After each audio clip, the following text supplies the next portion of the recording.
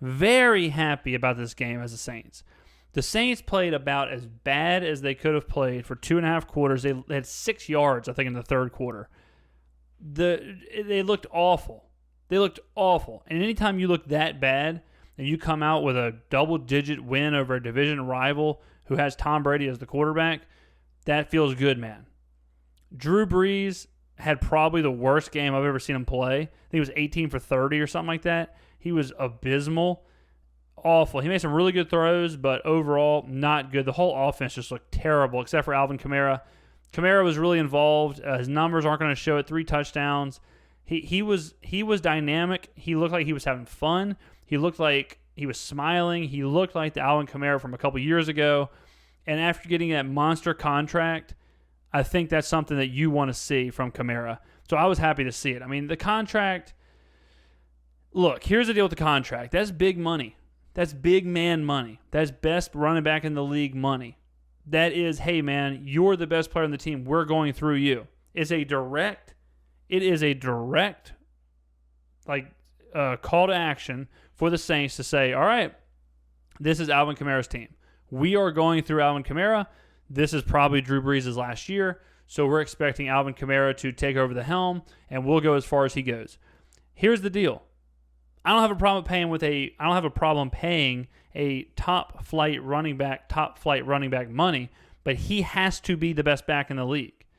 If Alvin Kamara is ever outside of the top 3, top 4 running backs in the NFL, it's a waste. So he has a lot to live up to. We need one of those stretches like Le'Veon Bell in Pittsburgh. We need a stretch.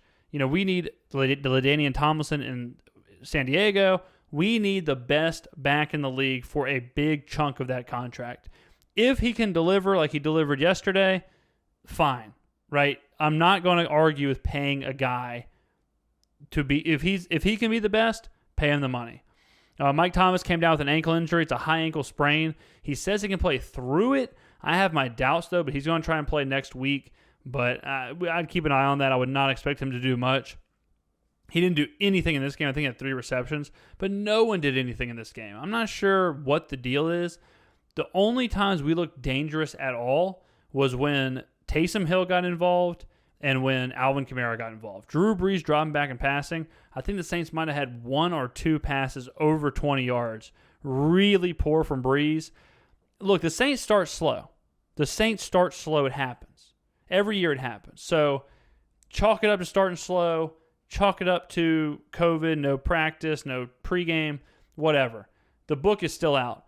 But if Drew Brees in this offense looks like this in week 4, week 5, we got a real problem. Now, we scored 34 points. So, if you're having one of your worst offensive days you can ever imagine and no one's playing good and you end up with 34 points against a division rival, it's hard to be mad. I think the Saints had a really, really, really good result. When you are trying to win the NFC, when you're trying to go to the Super Bowl, you have to have these results. You can't be on fire every single week. You can't be playing at the highest level every week. You've got to get ugly wins sometimes. This was an ugly win. Sean Payton, very questionable sometimes. In this game, he was very questionable. I trust Sean Payton, but man, he can drive you crazy sometimes. Honestly, I think the game is too short for Sean Payton. I think if Sean Payton had like another 5-10 minutes of every quarter, he'd be the happiest man on earth.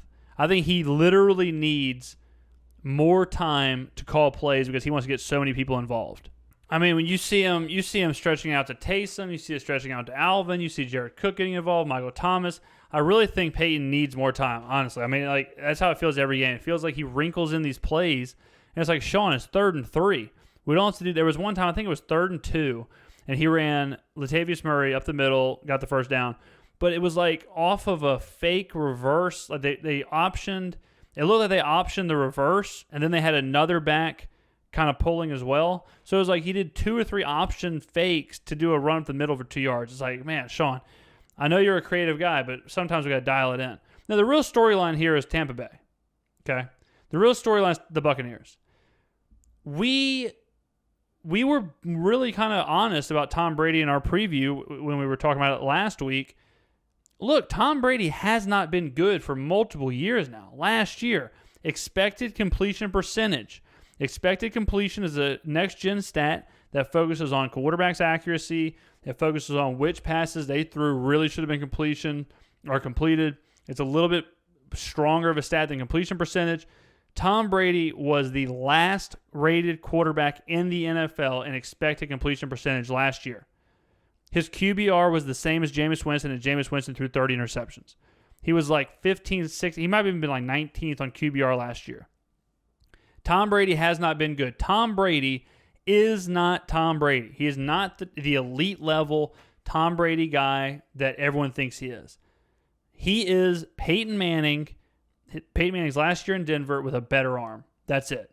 Peyton Manning could game manage. Peyton Manning the locker room believed in him. Peyton Manning could execute, win you the game, be the MVP, lead the team. No.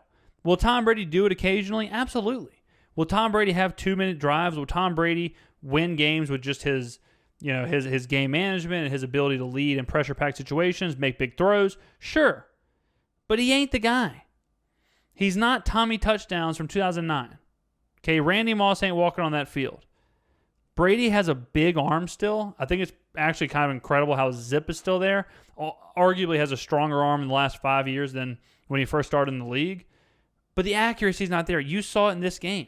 He was all over the field with accuracy. He was, you could tell he was visibly upset with himself. The ball was just not going where he wanted it to go. He made a few bad interceptions, and he looked like him and Mike Evans were not on the same page. Exactly what I said last week. Look, Tom Brady says hike, and he looks left, looks right, gives a head nod, expects a player to be there like Julian Edelman would, and these players just don't know yet. There was a read option it was like a read route where Mike Evans was supposed to go up the seam against the cover 2. Mike Evans decides not to. Brady throws it as if he was going to, led to an interception. And Brady kind of got verbal with Mike Evans. You saw that in the huddle. These are going to happen. Julian Edelman, he probably doesn't do that, right? The receivers that Brady's had for 20 years or for the last however long, they know what his hiccup is. They know what he can do. They know what to expect from Tom Brady, and Tom Brady knows what to expect from them. The Buccaneers are not there yet. Leonard Fournette had, I think, 5 carries for 5 yards. What do you expect? He's been there for 10 days. He almost had a carry per day of how long he's been in Tampa Bay. So this Tampa Bay team is not the Tampa Bay team that we will see. With that being said, I think this game alone, they remind me so much of the Eagles' dream team that I don't even think made the playoffs from like 10 years ago with Vince Young and Michael Vick and all these players. And you saw it it was good on paper. I was actually watching the Saints game with my cousins, and before the game, one of them was talking about the playmakers on the Bucs.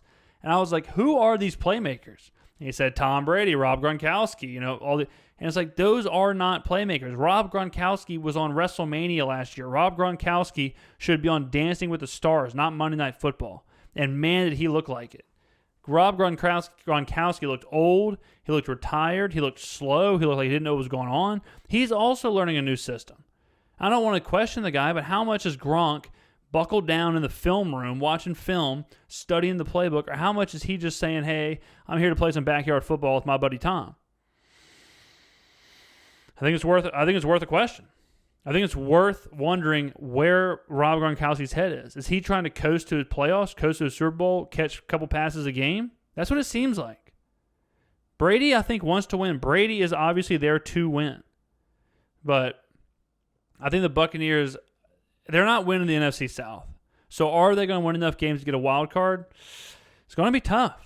It's going to be tough. If I had a gun to my head right now, I don't think I would say the Buccaneers made the playoffs. I really don't. They just don't have it. Their defense, really, really, really good defensive line. Their defensive line is amazing. They were stifling as far as the run game.